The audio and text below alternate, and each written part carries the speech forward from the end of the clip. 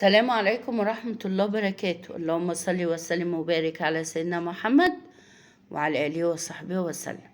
هعمل معاكم النهاردة مربى البنجر أو الشمندر. ده الموسم بتاعه، مالي السوق وسعره رخيص، الكيلو ب20 جنيه.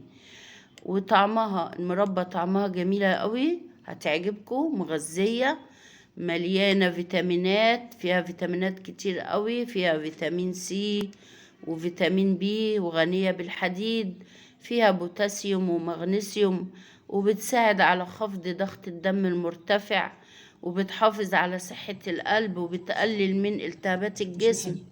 ما شاء الله جميلة جدا.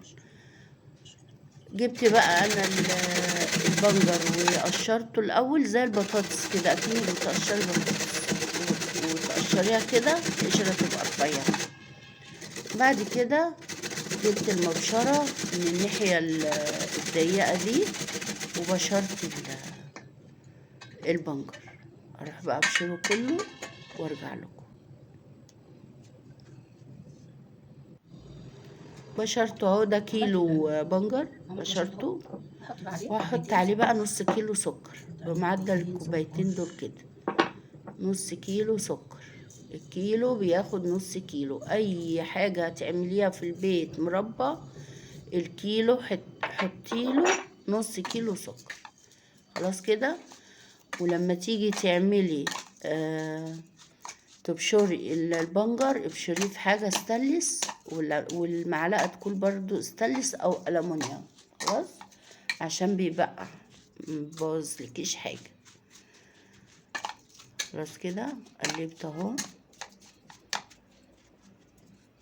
خلاص اغطيه بقى واحطه في التلاجة لتاني يوم. يعني انت عملتيه بالنهار، سويه بالليل. لو عاملاه من بالليل سويه بالنهار.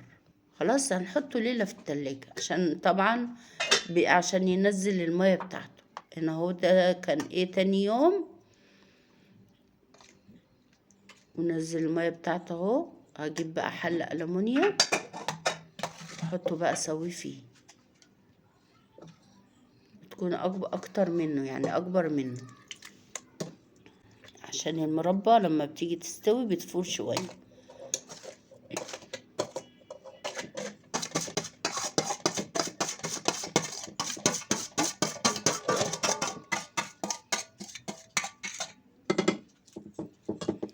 هروح بعلقها على النار.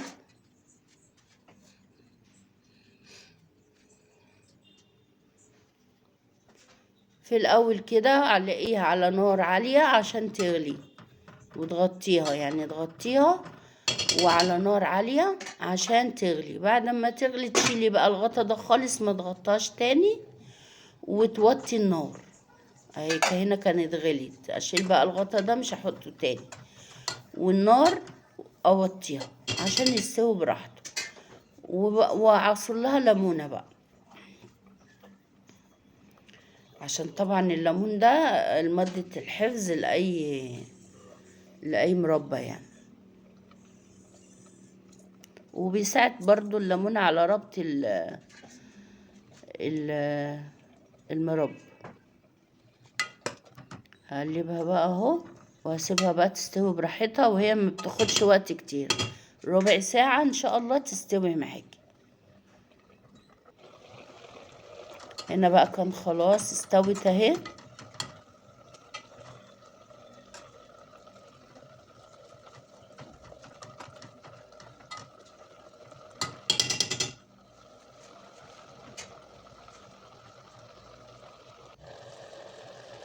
اهي هنا بقى كانت خلاص استوت، وهطفي عليها. سيبيها بقى تبرد براحتها، وعبيها في البطرمانات. هي خدت بطرمانين من ده، عبيها بقى في البطرمانات. طعمها جميل قوي ومغذية جدا، وطبعا بتحمي الاطفال من الامراض، يعني مناعة، بتقوي المناعة. جميلة، هتعجبكم يا جماعة والله، وإن شاء الله هتعجبكم بإذن الله. ما تنسونيش بقى في الاشتراك وفي اللايك، ولو عجبكم الفيديو. السلام عليكم ورحمة الله وبركاته. مع السلامة.